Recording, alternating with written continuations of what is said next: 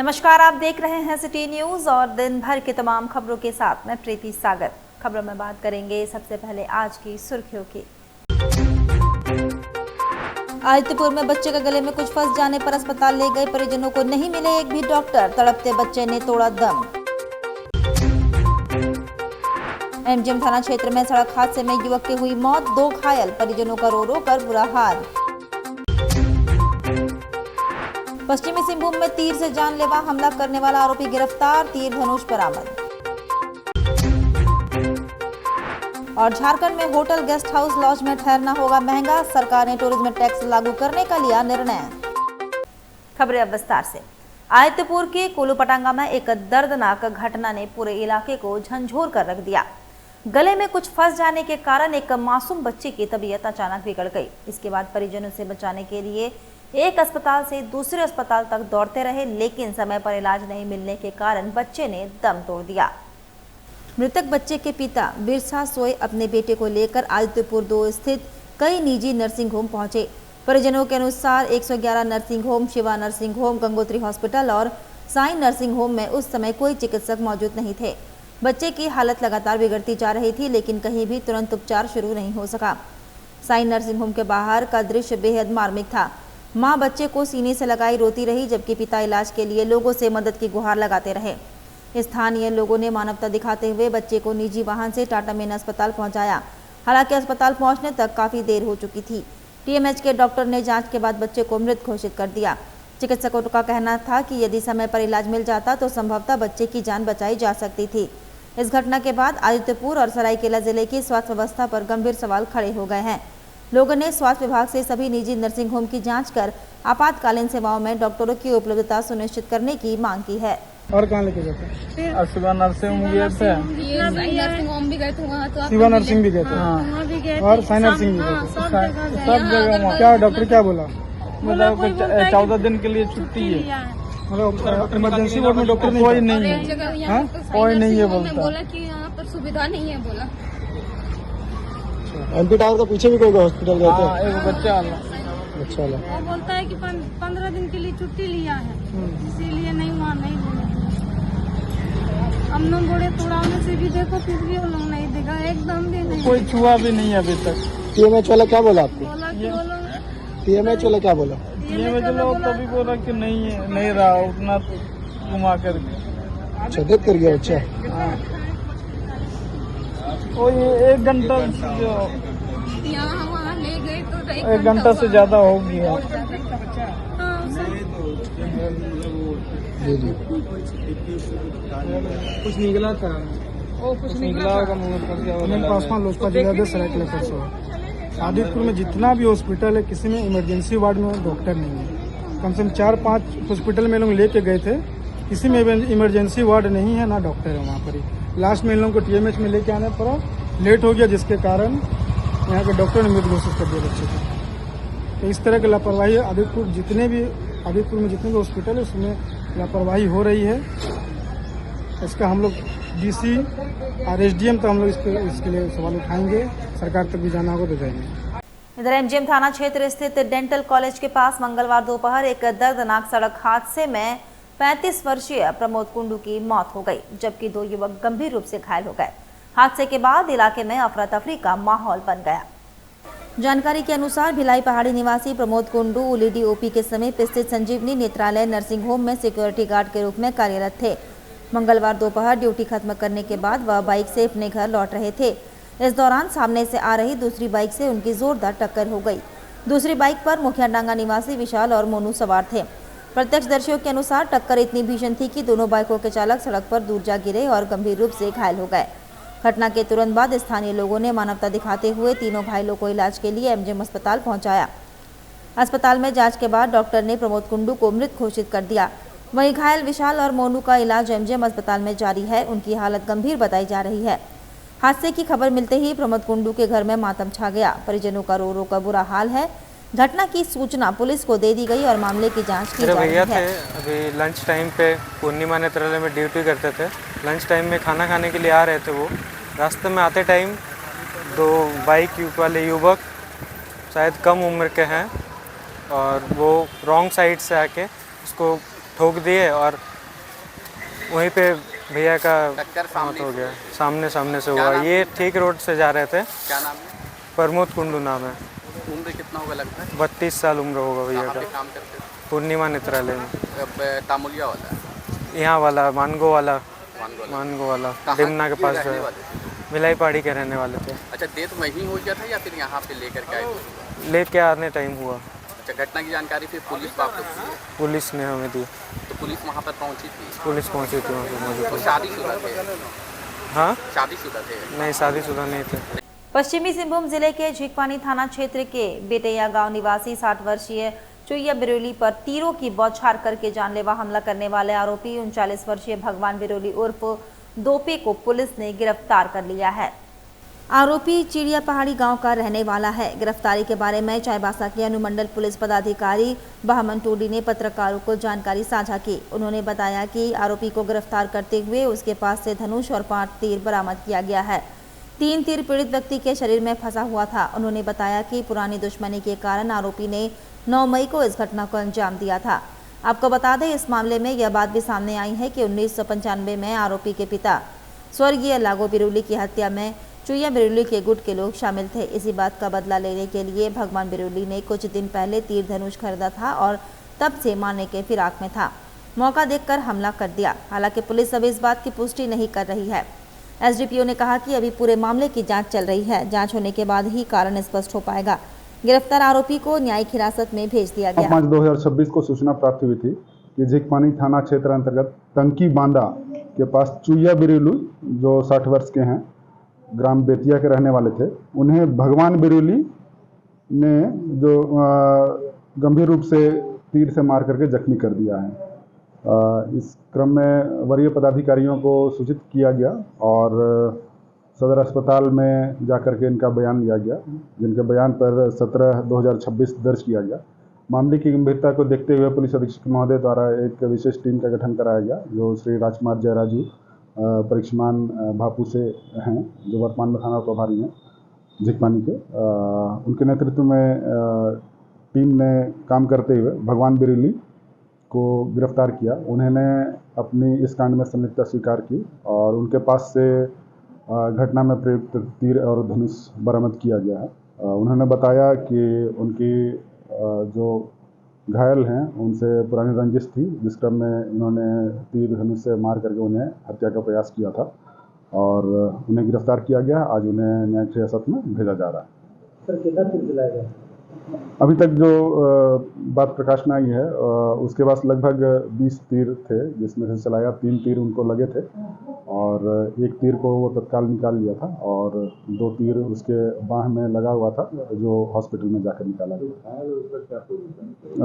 अभी वो खतरे से बाहर बताए जाते हैं, इलाज उनका चल रहा है। क्या रंजिश रहा होगा? वो बात अनुसंधान में आएगी। जैसे पुरानी रंजिश, बहुत पुरानी बातों को लेकर के इनमें पूर्व से विवाद था, जो पारिवारिक इनका विवाद था पहले से। आरोपी का कोई आपराधिक मामला पूर्व में? आरोपी का कोई आपराधिक मामला पूर्व से नहीं है। झारखंड में अब होटल, लॉज और गेस्ट हाउस में रहना पहले से महंगा होने वाला है। राज्य सरकार ने शहरी क्षेत्रों में टूरिज्म टैक्स लागू करने का निर्णय लिया है। इसके तहत नगर निगम, नगर परिषद और नगर पंचायत क्षेत्रों में ठहरने वाले पर्यटकों से अतिरिक्त शुल्क वसूला जाएगा। सरकार द्वारा लागू झारखंड नगर पर्यटक कर नियमावली के अनुसार अब होटल में रुकने वाले लोगों के लिए बिल में टूरिज्म टैक्स भी जोड़ा जाएगा। यह टैक्स होटल की श्रेणी के आधार पर तय किया जाएगा। होटल संचालक पर्यटकों से यह राशि वसूल कर हर 3 महीने में संबंधित नगर निकाय के खाते में जमा करेंगे। राज्य सरकार का कहना है कि इस फैसले से नगर निकायों की आय में वृद्धि होगी और पर्यटन स्थलों के विकास के लिए अतिरिक्त संसाधन उपलब्ध होंगे।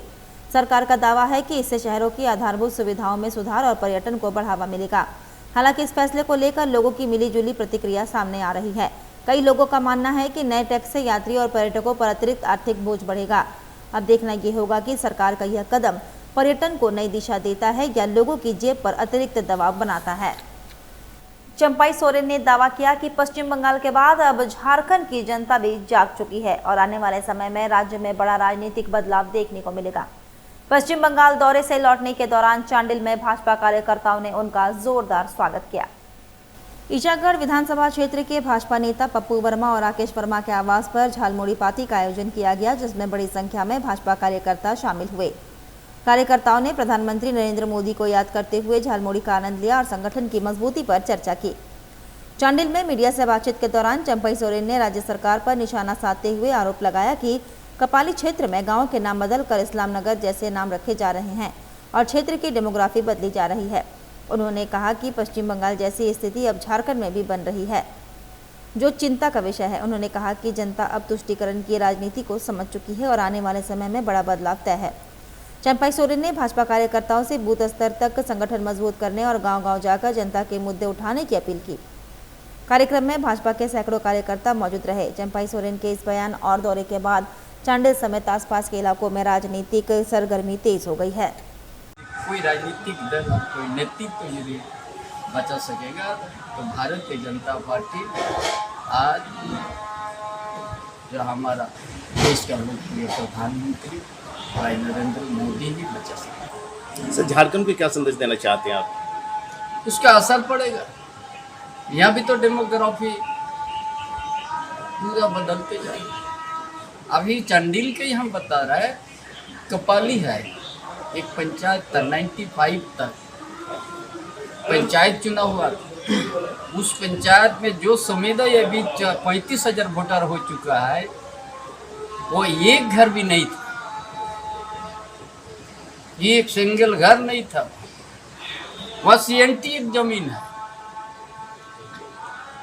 वहाँ आदिवासी रहता है, महतो रहता है, कुंवर रहता है, मंडल रहता है, जो आधा से अधिक CNT जमीन है। वहाँ का गांव का नाम बदल गया है, इस्लाम नगर में आ गया। इसी चांडिल ब्लॉक का अरे की समुदाय बढ़ गया 35,000 वोटर जनसंख्या ना। इसीलिए यह भी जरूरी है, यहाँ भी आदमी महसूस कर लिया कि हम इस राज अलग राज कर किस दिशा में एक गठबंधन सरकार लेके जा इस राज। चाईबासा शहर में पेट्रोल और डीजल की कमी के कारण मंगलवार को एक बार फिर अफरा तफरी का माहौल देखने को मिला। ईंधन की कमी की खबर फैलते ही शहर के विभिन्न पेट्रोल पंपों पर लोगों की लंबी कतारें लग गई। स्थिति को नियंत्रित करने के लिए प्रशासनिक अधिकारियों को मौके पर पहुंचकर निरीक्षण करना पड़ा। मंगलवार सुबह चाईबासा एसडीओ संदीप अनुराग टोपुनो, एसडीपीओ बामन टूडी और सदर सीओ उपेंद्र कुमार ने शहर के सभी प्रमुख पेट्रोल पंपों का निरीक्षण किया। अधिकारियों ने पेट्रोल पंप संचालकों से बातचीत कर आम लोगों को होने वाली परेशानियों को कम करने के निर्देश दिए। प्रशासन की ओर से दोपहिया वाहनों को 100 रुपये से अधिक पेट्रोल नहीं देने का आदेश जारी किया गया है। साथ ही बोतलों में पेट्रोल और डीजल देने पर पूरी तरह रोक लगा दी गई है। अधिकारियों का कहना है कि इससे अनावश्यक जमाखोरी और अफवाहों पर रोक लगेगी। एसडीओ संदीप अनुराग टोपनो ने कहा कि पेट्रोल टैंकर समय पर नहीं पहुंच पाने के कारण अस्थायी समस्या उत्पन्न हो गई है। उन्होंने लोगों से घबराने की बजाय संयम बनाए रखने की अपील की। प्रशासन ने भरोसा दिलाया कि जल्द ही आपूर्ति सामान्य हो जाएगी और किसी को परेशानी होने नहीं दिया जाएगा।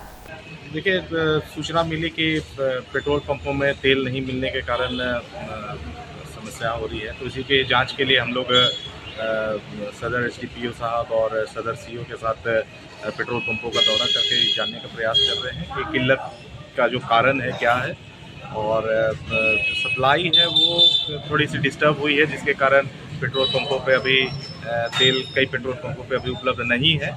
लेकिन बताया जा रहा है कि शाम तक में संभवतः पेट्रोल टैंकर के आने के बाद ये समस्या समाधान हो जाएगा। पुनीत जी, तेल को लेकर जो समस्या हो रही है, पेट्रोल पंप में लाइन लगी हुई है, कहा जा रहा है कि प्रत्येक व्यक्ति को 100 रुपये का तेल मिल रहा है, क्या है पूरी सच्चाई? देखिए, ऐसा सीन है कि कुछ जो छुट्टी पड़ गया लास्ट सैटरडे संडे को लेकर के, और ऊपर से भी कंट्रोल्ड वे में, जैसा कि सबको ही जानते हैं कि आवश्यक वस्तु अधिनियम जो है लागू किया गया है। रैशनलाइज्ड कहीं ना कहीं युक्तिकीकरण की तरह सबको माल मिलता है, तो कहीं थोड़ा बहुत गणित जो है ओवर पैनिक सिचुएशन की वजह से हो रहा है।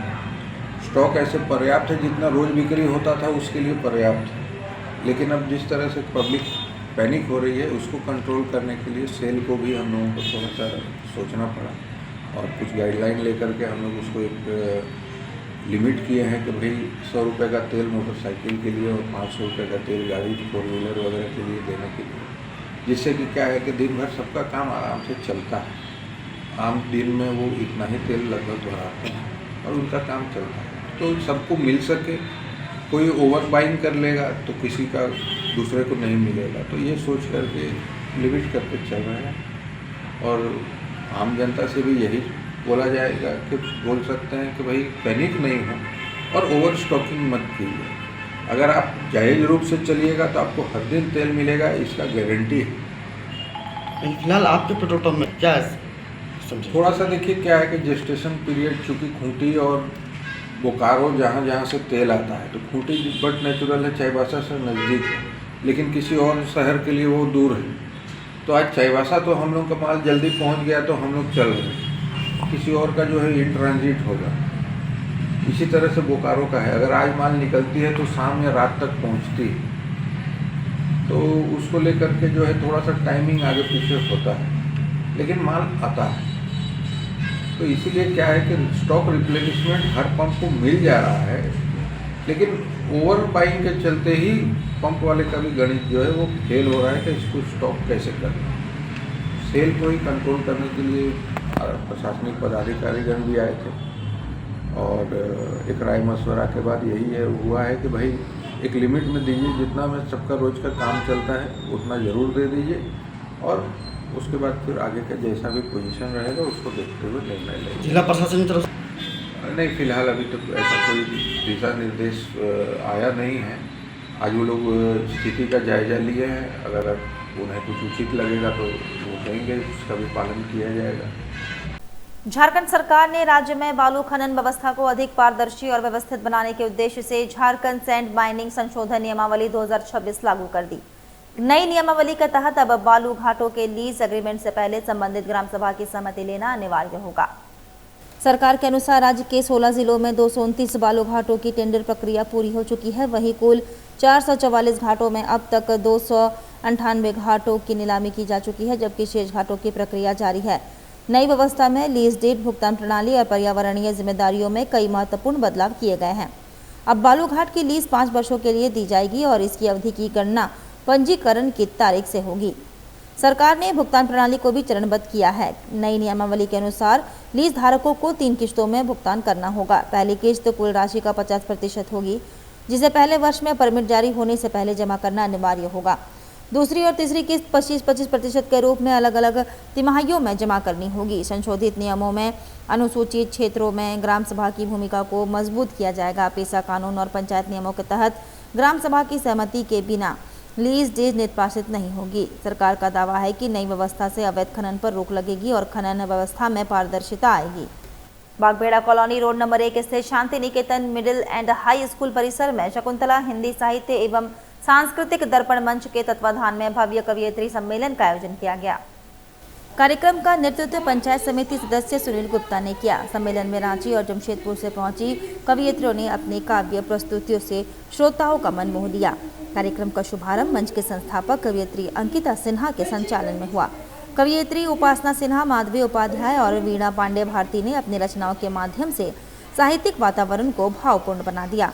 मां सरस्वती वंदना की प्रस्तुति वीणा पांडे भारती ने दी, जिसे उपस्थित लोगों ने सराहा।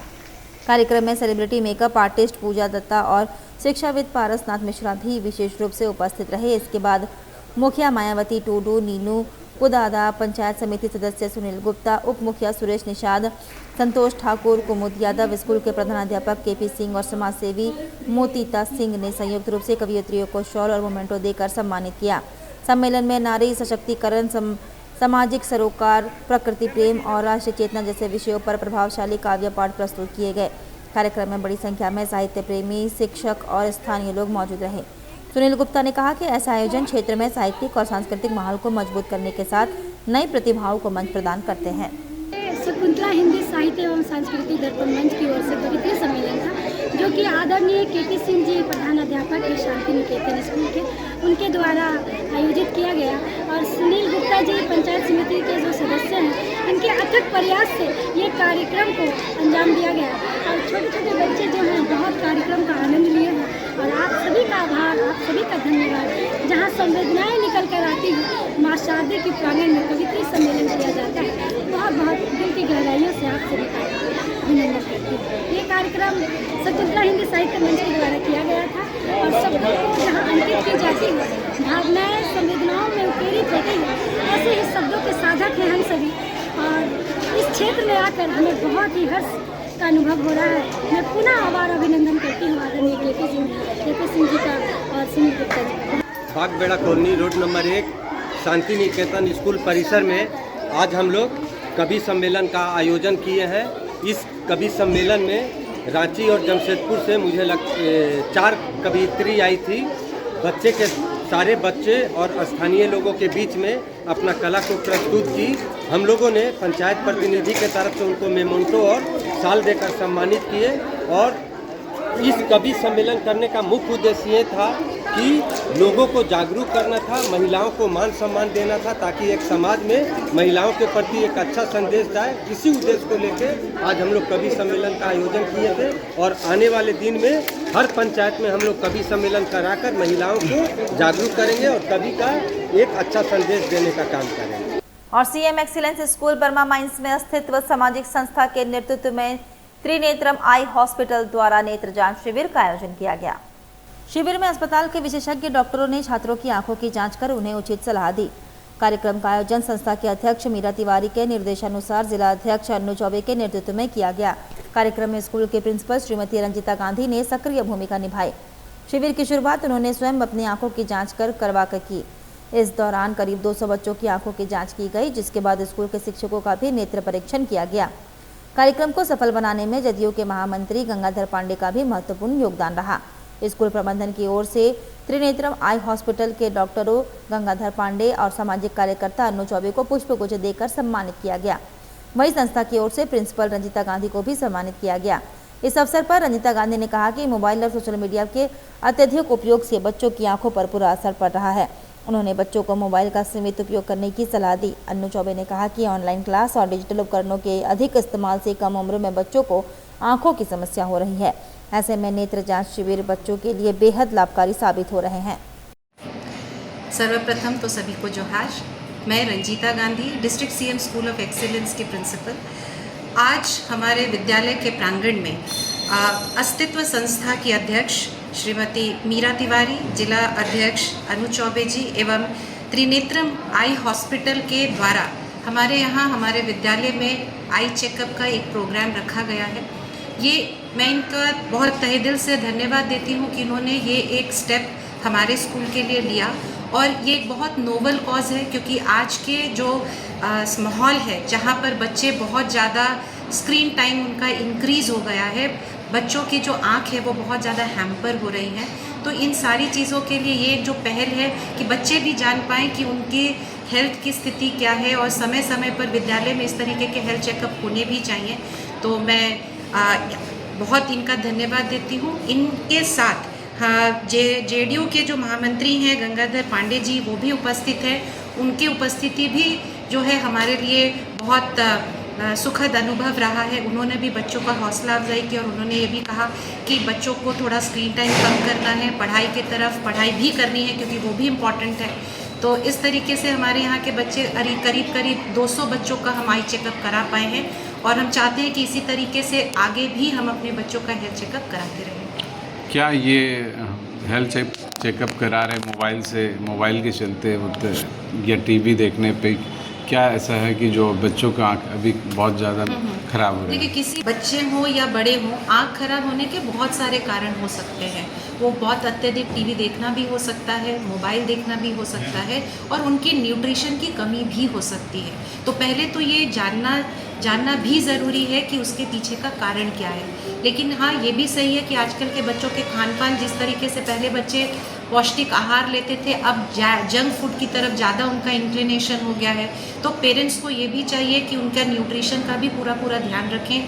खान पान में विटामिन ए का भरपूर मात्रा में उनको दें ताकि उनकी आँख की रोशनी जो है वो बेहतर हो।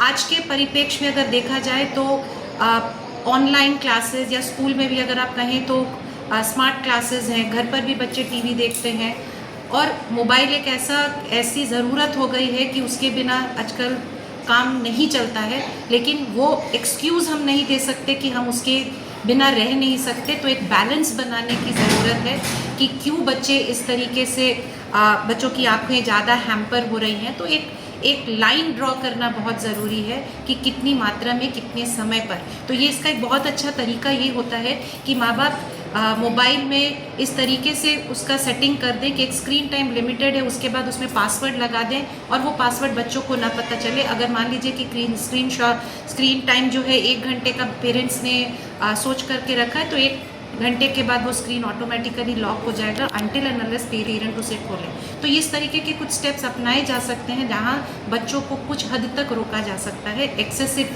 स्क्रीन टाइम के लिए। कहाँ पर ये हो रहा है चेकअप कैंप? ये चेकअप हमारे BPM school, district CM school of excellence BPM Burma mines के मल्टीपर्पज़ हॉल में हमारे प्रांगण में ये लगाया गया। चलते चलते एक बार फिर से नजर डालेंगे अब तक की सुर्खियों पर। आदित्यपुर में बच्चे के गले में कुछ फंस जाने पर अस्पताल ले गए परिजनों को नहीं मिले एक भी डॉक्टर, तड़पते बच्चे ने तोड़ा दम। एमजीएम थाना क्षेत्र में सड़क हादसे में युवक की हुई मौत, 2 घायल, परिजनों का रो रो कर बुरा हाल। पश्चिमी सिंहभूम में तीर से जानलेवा हमला करने वाला आरोपी गिरफ्तार, तीर धनुष बरामद। और झारखंड में होटल, गेस्ट हाउस, लॉज में ठहरना होगा महंगा, सरकार ने टूरिज्म टैक्स लागू करने का लिया निर्णय। और अभी के लिए बस इतना ही, कल फिर मिलेंगे कुछ अन्य खबरों के साथ। तब तक के लिए दीजिए सिटी न्यूज की पूरी टीम को इजाजत। नमस्कार।